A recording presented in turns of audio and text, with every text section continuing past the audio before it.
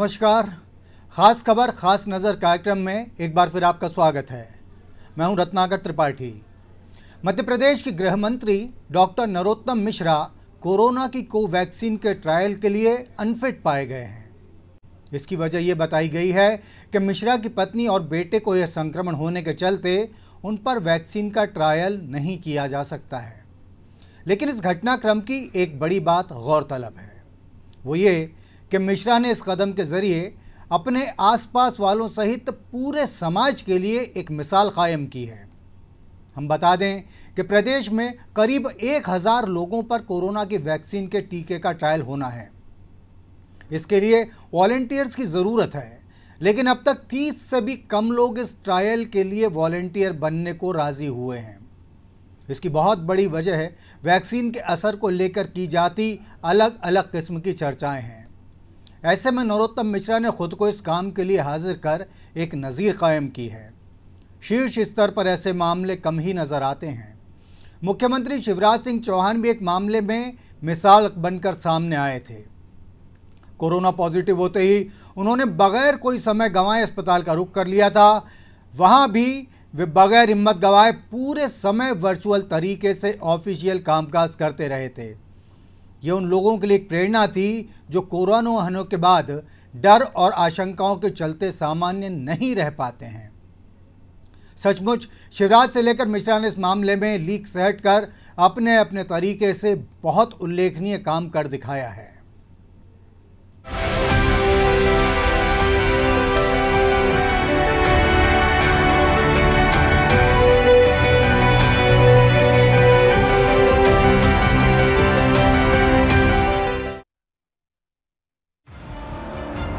जिस समय Shivraj Singh Chauhan corona positive पाए गए थे, तब वक्त वो था कि कोरोना का नाम सुनकर भी लोगों के होश फाख्ता हो जाते थे।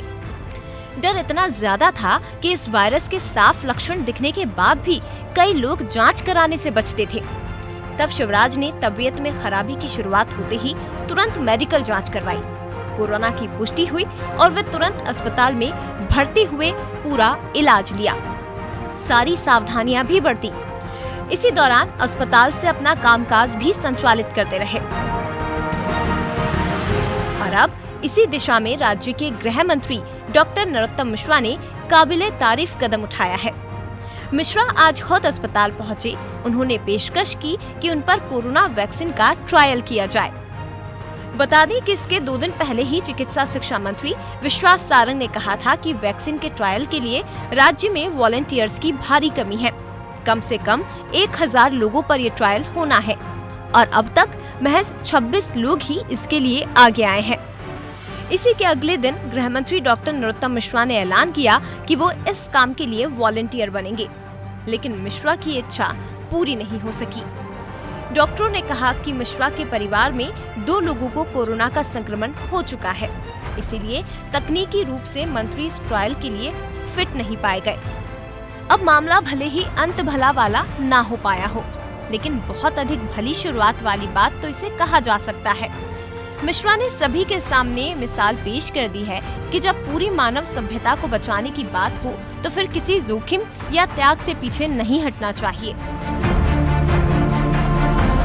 ट्रायल न हो पाने की पीड़ा मिश्रा की बातों में साफ झलकी। सुनिए, अस्पताल में डॉक्टरों की मनाही के बाद गृह मंत्री ने किस तरह अपनी भावनाओं को अभिव्यक्त किया। एक मूल बात तो ये थी उस क्राइटेरिया में, चूंकि मेरी पत्नी को, मेरे बच्चों को कोविड हुआ था और मैं पत्नी के साथ ही रहा था जब तक वो कोविड में रही, इसलिए उस क्राइटेरिया पे मुझे नहीं पाया। इसमें जो क्वेरी और इंक्वायरी है जो डॉक्टर साहब ने मुझे बताई, वो इतने प्रकार की है, इतनी ज़्यादा है कि उसको सुनने के बाद में वॉलंटियर अज्ञात आशंकाओं से ग्रसित हो जाएगा। वो सुनने के बाद आ ही नहीं पाएगा। इसका सरलीकरण होना चाहिए, ऐसी मेरी आज ये पूरा तथ्य सुनने के बाद मान्यता बनी और मन बना। मेरी इच्छा बहुत थी कि मैं वॉलंटियर बनूं, क्योंकि मैं चाहता इसलिए था कि समाज के लिए कुछ करने का एक अवसर आया। ये अवसर बहुत कम आते हैं जब समाज के लिए समर्पण की इच्छा होती है। आज इच्छा समर्पण की थी। फिट नहीं बैठा, पीड़ा है।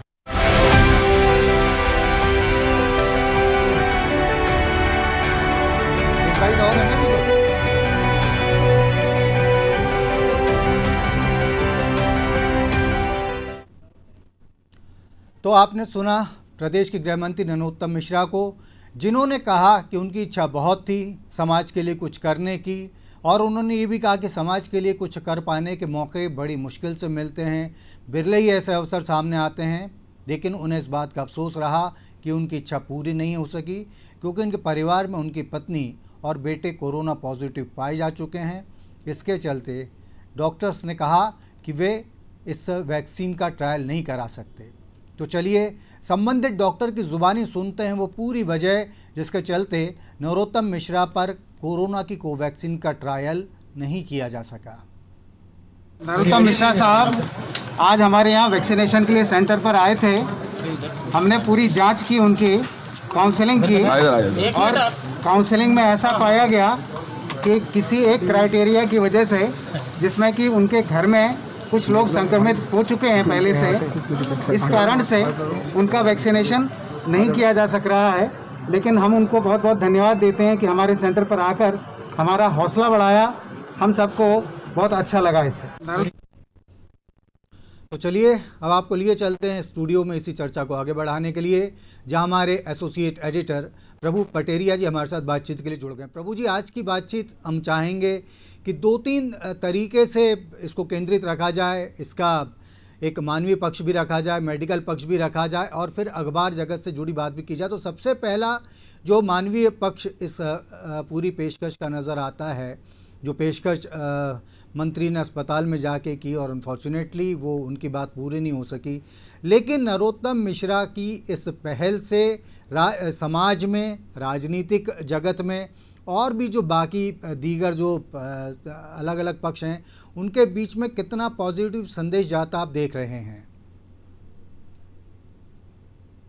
तो विश्वास सारंग जो मंत्री हैं स्वास्थ्य विभाग के, जो उनने एक समस्या बताई थी और जो नरोत्तम मिश्रा कह रहे हैं, इसके यदि हम पीछे जाकर देखते हैं तो एक चीज़ हमारे समझ में आती है कि भोपाल में या मध्य प्रदेश में कोरोना वैक्सीन का ट्रायल होने वाला है। इसको लेकर जितना ज़ोर शोर से प्रचार प्रसार होना चाहिए था, उसको लेकर जितनी जिज्ञासा लोगों के बीच में जगाई जानी चाहिए थी, उसकी आशंकाएं कुशंकाएं, जैसा नरोत्तम मिश्रा जी अभी कहते हुए सुनाई दिए, उसका प्रचार प्रसार करना था कि आप एक पीड़ित मानवता की सेवा के लिए। और ये तो एक ऐसा काल है रत्नाकर जी कि इस वक्त पे जो लोग कोरोना मरीजों की सेवा कर रहे हैं उनका सम्मान होता है, कोरोना वॉरियर उनको कहा जाता है।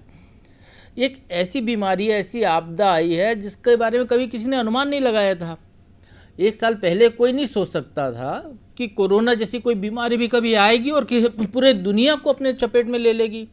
बड़े बड़े देश, अमेरिका जैसी महाशक्ति उससे आगे हार मान जाएगी। लेकिन ये हुआ है। ऐसी महामारी से निपटने के लिए पूरी मानवता को एकजुट होने की ज़रूरत है। तो जब उस काल में जो योग्य लोग हैं, मतलब शरीर से स्वस्थ हों, सारे पैरामीटर्स पर फिट हों, ऐसे लोगों को खुद आगे आकर वैक्सीन के ट्रायल के लिए अपने आप को प्रस्तुत किया जाना चाहिए। ये प्रचार वैक्सीन के मध्य प्रदेश आने के पहले तक तो नहीं हुआ था।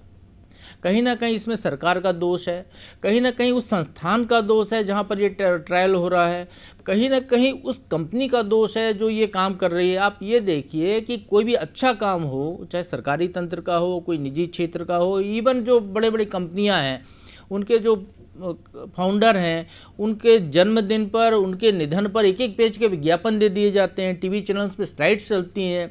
लेकिन कोरोना वैक्सीन का ट्रायल होने वाला है, लोग इसमें आकर खुद भागीदारी करें, ये प्रचार नहीं होता। यहाँ मैं आपको दिल्ली के उस जो बाबा की टपरी वाला जो मामला है, रेहड़ी बाबा का, उसका उदाहरण देना चाहूँगा कि कोरोना के कारण एक मियाँ बीवी बुजुर्ग, उनकी दुकान चल नहीं रही थी। जो लोगों को भोजन बेचते थे 5 रुपये थाली में, वो बिक नहीं रहा था। अचानक एक कोई निकला वहाँ से, जो फूड ब्लॉगर, उसने उनका एक वीडियो बनाया, सोशल मीडिया पे वायरल कर दिया। और इसमें इसलिए जिक्र कर रहा हूँ कि मध्य प्रदेश के जो बड़े वकील हैं सुप्रीम कोर्ट में और कांग्रेस के सांसद हैं विवेक तनखा जी की बेटी वसुंधरा तनखा जो सिंगापुर में रहती है, उन्होंने इस वीडियो को रीपोस्ट कर दिया, रिट्वीट किया उनने कुछ कमेंट्स के साथ। तनखा जी ने उसको शेयर कर दिया। आप ये देखिए कि एक हाथ लगने से, विवेक तनखा उनकी बेटी का हाथ लगने से उस वीडियो पे, ये एक क्रांति आई इस देश में कि अगले ही दिन 2.5 लाख से ज़्यादा की उसके पास तो राशि जमा हो गई। खाने वाले इतने लाइन लगा कर रहे कि वो 4-5 दिन तक उनको पूरा ना कर पाए, वो वाली स्थिति हो गई। आज तक उसकी दुकान पर वैसा ही माहौल है। तो ये होता है प्रचार तंत्र का काम, ये होता है आपको प्रचार माध्यम का उपयोग करना। आप यदि कोई अच्छा काम करने जा रहे हैं, आप कहें कि कोई वॉलंटियर ही नहीं आ रहा है, दोस्त लोगों को दे दें, पब्लिक को तो पता ही नहीं भोपाल की जनता को कि कोरोना वैक्सीन का टेस्टिंग कहाँ होने वाली है, जब तक ये शुरू नहीं हुआ। और यदि होने वाली है, ट्रायल होने वाला है, तो इसको लेकर लोगों कौन कौन लोग भागीदारी कर सकते हैं, किस आयु वर्ग के लोग जा सकते हैं, क्या नाम्स होने चाहिए। आप ये देखिए कि मध्य प्रदेश का गृह मंत्री जो स्वास्थ्य मंत्री भी रह चुका है, वो अस्पताल पहुंच जाता है अपने ट्रायल के लिए प्रस्तुत करने के लिए अपने आप को, वहाँ काउंसलिंग के बाद उसको पता चलता है कि वो ट्रायल के योग्य नहीं है। मंत्री का, गृह मंत्री का महत्वपूर्ण समय खराब हुआ।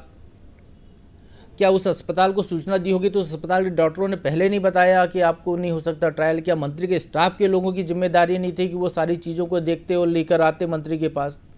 लेकिन ये मंत्री का योगदान है, ये उनकी जो पेशकश है, ये स्मरणीय है, अतुलनीय है। इसको इतिहास में दर्ज होने वाली पेशकश है ये कि वो खुद होकर गए जहाँ कोई नहीं जा रहा है, जहाँ 4-5 दिन से ये काम चल रहा है और केवल 27 लोग ही अभी तक पहुँचे हैं, 1000 लोगों का पर ट्रायल होना है। उस स्थिति में एक मध्य प्रदेश का गृह मंत्री, जो उस विभाग का भी मंत्री ने, हमने हरियाणा का उदाहरण देखा, हरियाणा के स्वास्थ्य मंत्री अनिल विज खुद गए, अपने आप को उनने डोज लगवाया उनने, तो वो चूँकि स्वास्थ्य मंत्री हैं इसलिए वो चले गए, ये कह भी सकते हैं। लेकिन यहाँ नरोत्तम मिश्रा का उस विभाग से कोई सरोकार नहीं है, वो गृह मंत्री हैं, उनके घर में कोरोना पॉजिटिव मरीज रह चुके हैं, जैसा कि वो खुद ही बता रहे हैं। तो उन्हें उसकी विभीषिका को देखा है, उसके अंदाज को समझा, उन्होंने मुख्यमंत्री शिवराज सिंह चौहान को देखा है कोरोना के बीच में काम करते हुए, कोरोना काल में वो घूमते हुए उन्होंने जिस तरीके से काम किया प्रदेश में, या कानून व्यवस्था की स्थिति की बात करें उसको लेकर, या जब उनके पास स्वास्थ्य विभाग था तब उसको लेकर, तो उनको लगा कि इसमें कुछ योगदान देना चाहिए।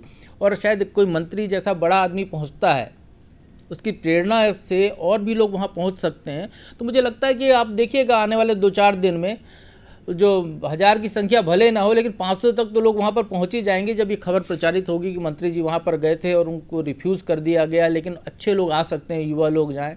तो बहुत सारे लोग हैं हमारे देश प्रदेश में, भोपाल में भी बड़ी आबादी है ऐसे लोगों की जो समाज के लिए योगदान करना चाहते हैं, तो वो निश्चित तौर पर वहाँ पहुँचेंगे। जी, निश्चित रूप से। यहाँ पर एक चीज़ और ऐड ऑन करना चाहेंगे प्रभु जी, कि ये जो नरोत्तम मिश्रा ने जो पहल की है वो मतलब वैश्विक स्तर की घटनाओं में इसलिए शुमार की जा सकती है क्योंकि हम अगर देखें तो अमेरिका में Bill Clinton, Barack Obama, George W Bush, ये 3 जो पूर्व राष्ट्रपति, उन्होंने कहा है कि वो कैमरे के सामने इसी वैक्सीन का ट्रायल अपने ऊपर करवाएंगे ताकि ज़्यादा से ज़्यादा लोगों तक अवेयरनेस पहुँचे, इस चीज़ को लेकर डर ख़त्म हो। मध्य प्रदेश का जैसे हमने पहले भी जिक्र किया आपसे कि शिवराज सिंह चौहान ने WHO की जितनी भी गाइडलाइन थी इसको लेकर, या दुनिया के जितने भी विशेषज्ञ कोरोना को लेकर उसके लक्षण दिखाई देने से लेकर ठीक होने तक के और उसके बाद की जितनी भी चीज़ें बताते थे, शिवराज सिंह चौहान ने भी माइन्यूटली 1 बाय 1 एक चीज़ को फॉलो किया था। तो मध्य प्रदेश से वाकई मुख्यमंत्री शिवराज सिंह चौहान हो, चाहे गृह मंत्री डॉक्टर नरोत्तम मिश्रा हो, इन लोगों ने वाकई बड़ी मिसाल कायम की। लेकिन प्रभु जी एक छोटी सी यहाँ पर अब एक कॉम्प्लिकेशन दिख रहा है। गृह मंत्री ने जैसा अभी खुद कहा कि इसके जो प्रोसीजर है उसमें इतने सारे नॉर्म्स हैं, इतने किस्म के नॉर्म्स हैं, कुल मिलाकर ये कहा जा सकता है ऐसा मकड़जाल जैसा कुछ माहौल हो गया है कि उन्होंने खुद कहा कि आम आदमी उनको सुन के घबरा जाएगा, टेंशन में आ जाएगा और वो इस तरीके का कोई भी ट्रायल कराने से बचेगा। तो इस प्रक्रिया में आप अगर सरलीकरण करने जाएंगे तो और लंबा मामला खिंचता चला जाएगा। तो क्या एक शॉर्टकट निकालना चाहिए जिससे कि प्रक्रिया बाधित भी ना हो, लोग डरें भी ना और जल्दी से जल्दी ये काम व्यापक पैमाने पर शुरू हो सके? देखिए रत्नाकर जी, मिश्रा जी जो कह रहे हैं वो अपनी जगह सही हो सकते हैं, लेकिन इस तरीके का कोई भी ड्रग ट्रायल यदि होता है तो जो MCI के जो नियम हैं, WHO के जो नियम हैं, चूँकि ये महामारी का मामला है, वैश्विक आपदा है, तो WHO ने जो इसके लिए जो गाइडलाइन बनाई होगी उसको फॉलो करना ज़रूरी है। उसके आधार पर ही आप ट्रायल कर सकते हैं। और इस ट्रायल में आप यदि कोई ऐसी लिबर्टी दे देते हैं, कोई छूट दे देते हैं कि आपके घर में 2 मरीज हैं और आप फिर भी आप ट्रायल करा लीजिए, तो वैक्सीन हो पता चला कि आप तो पहले ही हर्ड इम्यूनिटी वाले मामले में हैं, आप इम्यून हो चुके हैं, तो आप पर तो ऐसा गलत रिजल्ट आ जाएगा उसका। तो उससे जो है आगे चलकर उस वैक्सीन का जो बड़े स्तर पर जब उसको लगाया जाएगा, टीकाकरण किया जाएगा, तो गलत इम्पैक्ट जा सकता है। तो सारी चीज़ों को समझते हुए WHO ने नॉर्म्स बनाए होंगे और उसको नॉर्म्स को बिल्कुल भी नहीं बदलना चाहिए। यही भोपाल में जो सबसे पहला व्यक्ति था जो इस ट्रायल के लिए अपने आप को जिसने पेश किया, वो एक मामूली कृषक था, किसान। आप उससे अंदाज़ा लगाइए कि वो तो बहुत ज़्यादा पढ़ा लिखा व्यक्ति नहीं है, लेकिन फिर भी वो गया ट्रायल के लिए, अपने आप को उसने प्रस्तुत किया कि यदि ऐसा कुछ हो रहा है तो मैं अपना योगदान देना चाहता हूँ देश के लिए, समाज के लिए। तो ये एक जो भावना है, लेकिन जो मैंने पहले कहा रत्नाकर जी, प्रचार प्रसार की कमी है। सबसे बड़ी बात यह है कि इसको लेकर जितना प्रचार प्रसार होना चाहिए, रत्नाकर जी जिस तरीके से वो बता रहे हैं नरोत्तम मिश्रा जी कि इसको लेकर कई भ्रांतियाँ हैं, जो क्योंकि जो सवाल जवाब होते हैं, क्वेश्चनर है, उसमें बहुत सारी चीज़ें पूछी जाती हैं, तो उसको सरलीकरण, तो वो जो क्वेश्चनर है उसके बारे में आपको पहले लोगों को बता दें, जागरूक कर दें उनको कि भाई ऐसे ऐसे सवाल हैं, ऐसे ऐसे नॉर्म्स हैं इसको, कि भाई आपके परिवार में यदि किसी को कोरोना हो चुका है तो आपको नहीं होगा, ट्रायल नहीं होगा आपका यदि सांस की गति इतनी होनी चाहिए, आपकी आयु इतनी होनी चाहिए, तमाम जो पैरामीटर्स हैं वो सारी चीज़ें यदि पहले बता दी जाए लोगों को, जिस तरह अखबारों में हम SOP जारी करते हैं कोरोना को लेकर, तो बहुत सारे नए नए प्रयोग हुए हैं कि SOP क्या पालन किया जाना चाहिए, अखबारों में विज्ञापन देकर छपवाए गए हैं, TV चैनल्स पर हमने खूब खबरें चलाई हैं उसको लेकर। तो इन सारी चीज़ों के नॉर्म्स भी पहले से जनता को अवगत करा दें तो शायद जो फिट लोग हैं वो अपने आप पहुँच जाएंगे वहाँ पर। और मुझे नहीं लगता कि इसको लेकर कोई बहुत ज़्यादा लोगों में डर और भय का वातावरण होगा, क्योंकि आप एक चीज़ और याद रखिए रत्नाकर जी, यदि ये ड्रग ट्रायल आप करा रहे हैं तो आप एक ऐसा इंश्योरेंस भी उसके साथ हो रहा है जिसका जो किसी भी तरीके के मेडिकल इंश्योरेंस से बहुत ज़्यादा कीमती होता है। यदि कहीं कोई गड़बड़ी भी हो रही है तो फिर आपके परिवार को बहुत ज़्यादा उसका लाभ भी देने का एक प्रावधान उसमें होगा, और निश्चित तौर पर है। आपने एक मामला हमने देखा है कि अपने ही देश का एक मामला है कि चेन्नई के एक व्यक्ति ने ड्रग ट्रायल कराया, 5 करोड़ का उसने क्लेम किया, हालांकि कंपनी ने उस पर उल्टा 100 करोड़ रुपए का क्लेम करने की बात कही है। लेकिन आप ये मान के चलिए कि 5-5 करोड़ रुपए का बीमा यदि उसमें हो रहा है कि आपको बाद में भी कोई कुछ लक्षण आते हैं, उसके दुष्परिणाम सामने दिखाई देते हैं आपके शरीर में, तो उसके लिए 5 करोड़ रुपए देने के लिए तैयार हैं। तो ये ऐसी भी चीज़ है जिसका भी प्रचार हो सकता है, शायद इससे भी लोग जा सकते हैं वहाँ पर। तो जागरूकता फैलाना जो है वो बहुत ज़रूरी चीज़ है, उसके लिए मध्य प्रदेश के स्वास्थ्य विभाग की जिम्मेदारी है। स्वास्थ्य विभाग को अपनी जिम्मेदारी निभानी चाहिए, वो अस्पताल जहाँ पर ट्रायल हो रहा है उसको अपनी जिम्मेदारी निभानी चाहिए, क्योंकि वो अस्पताल कोई फ्री में ट्रायल नहीं करा रहा होगा, शायद उस कंपनी से उसका कुछ टाई अप होगा, तो उसको ये जिम्मेदारी निभानी चाहिए, उस कंपनी को अपना दायित्व निभाना चाहिए कि लोगों को जागरूक करें, क्योंकि ये कोई गिनी पिग जैसा मामला नहीं है। इंसान पढ़ा लिखा व्यक्ति है, समझदार आदमी है, उसको कुछ नुकसान होता है तो प्रतिक्रिया जता सकता है, बोल सकता है।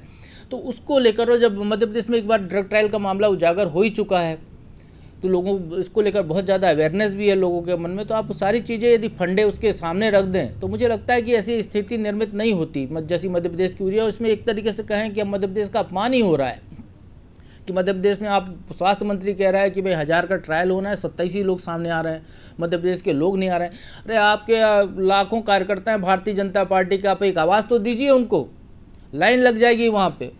दुनिया की जितनी कंपनी की वैक्सीन है सारी खत्म हो जाएंगी मध्य प्रदेश में ट्रायल कराते कराते।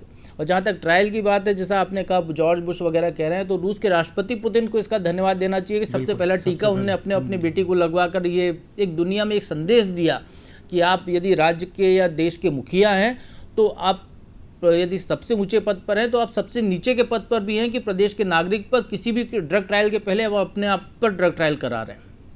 जी हाँ जी, निश्चित रूप से आपने बात बिल्कुल सही कही कि प्रचार की कहीं ना कहीं कमी रह गई, और ये बात आपने बहुत मार्के की कही कि जब आपके लाखों कार्यकर्ता एक आवाज़ दी जाए तो वैक्सीन कम पड़ जाएगी लेकिन ट्रायल करने वाले कम नहीं पड़ेंगे। इसी स्थिति का प्रभु जी एक और पहलू सामने आया है। रेड क्रॉस इंटरनेशनल ऑर्गेनाइजेशन जो है उसके अध्यक्ष फ्रांसिस रोका ने कहा है कि कोरोना की महामारी को रोकने के लिए फेक न्यूज़ की महामारी को रोकना बहुत ज़रूरी है। और प्रभु जी मैं आपको बता दूं, उन्होंने एक सर्वे का हवाला दिया है, ये जॉन्स हॉपकिंस यूनिवर्सिटी का सर्वे हुआ है। इसमें पाया गया है कि कोरोना को लेकर इतने किस्म की हर किसी ने खबरें, चाहे मीडिया हो, ख़ासतौर से मीडिया को उन्होंने कहा है, फिर सोशल मीडिया के लिए भी कहा है कि इतने किस्म की खबरें लोगों ने चलाई हैं जिनमें भ्रामक का परसेंटेज ज़्यादा था, और उसके चलते कई जगह दुनिया में देखने के लिए मिल रहा है कि लोगों का पहले वैक्सीन पर से और उसके बाद वैक्सीन के ट्रायल के लिए वॉलंटियर बनने से भरोसा उठता चला जा रहा है। ऐसे लोगों की संख्या में 20 से 30% तक गिरावट दर्ज की गई है दुनिया के कई देशों में। 63 देशों में अध्ययन हुआ था। तो इसके बाद मुझे लगता है कि शायद आप भी इस बात से सहमत होंगे कि हालांकि सर्वे में भारत का जिक्र नहीं किया गया, लेकिन खबरों को लेकर यही माहौल मीडिया और सोशल मीडिया का यहाँ पर भी है। तो मुझे लगता है कि भारत में भी क्या एक आचार संहिता या एक अघोषित संहिता इस बारे में तैयार की जाए कि कोरोना को लेकर बहुत जिम्मेदारी के साथ, बहुत स्पष्टता के साथ और बहुत ही ज़्यादा सजगता के साथ किसी भी किस्म का समाचार आगे बढ़ाया जाए। देखिए रत्नाकर जी, जो फेक न्यूज़ की बात हो रही है, मेरा मानना है, और यदि इसकी जांच पड़ताल भी हो जाए तो ये बात भी सत्य साबित होगी कि 10% न्यूज़ ही फेक न्यूज़ होती है, जो कोई आदमी क्रिएट करता है अपने घर में बैठकर बिना किसी को बात किए, बगैर कोई सोर्स लिंक लिए एक हवा में फैलाई। क्योंकि जो आपराधिक किस्म के लोग होते हैं या कोई सामाजिक वेमनिस्ट फैलाने वाले लोग होते हैं, वो लोग ऐसी खबरें क्रिएट करके फैलाते हैं। बाकी दुनिया में इसके अलावा जो बाकी की 90% जो फेक न्यूज़ जिसको हम कहते हैं, उसका सोर्स कोई ना कोई होता है। और वो सोर्स, यदि कोरोना को लेकर फेक न्यूज़ का कोई सोर्स है तो इस देश का मैं केंद्रीय सरकार के स्वास्थ्य मंत्री को जिम्मेदार मानता हूँ। देश के प्रधानमंत्री उस फेक न्यूज़ के जिम्मेदार हैं, राज्यों के मुख्यमंत्री उस फेक न्यूज़ के जिम्मेदार हैं, राज्यों के स्वास्थ्य मंत्री उस फेक न्यूज़ के जिम्मेदार हैं। आप ये देखिए, एम्स के डायरेक्टर को देख लीजिए आप, वो एक दिन कुछ बात कहते हैं, अगले दिन कुछ बात कहते हैं। क्योंकि इस बीमारी का, रत्नाकर जी, इस बीमारी के क्या लक्षण किस व्यक्ति पर होने वाले हैं, ये बीमारी कितना असर करने वाली है, इसके बारे में इसके पहले कोई अध्ययन नहीं है। अब इस बीमारी की हम अध्ययन की प्रक्रिया में हैं।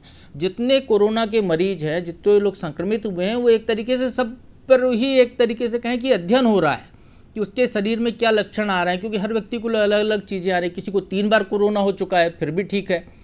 किसी को 27 साल की उम्र में कोरोना हो के, डॉक्टर शुभम उपाध्याय मध्य प्रदेश के डॉक्टर हैं, 27 साल की उम्र है, एकदम युवा, और उनको बचाया नहीं जा सका।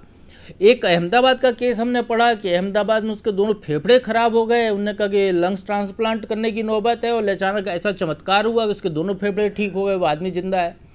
तो इस बीमारी के बारे में कुछ भी सही नहीं है, लेकिन इसको लेकर जिस तरीके के विश्वास जगाने की बातें नेता करते हैं, जिस तरीके का भरोसा जगाने की बात डॉक्टर करते हैं, जो इसको लेकर डॉक्टर बातें बनाते हैं, उससे ये चीज़ें फेक न्यूज़ फैलती है।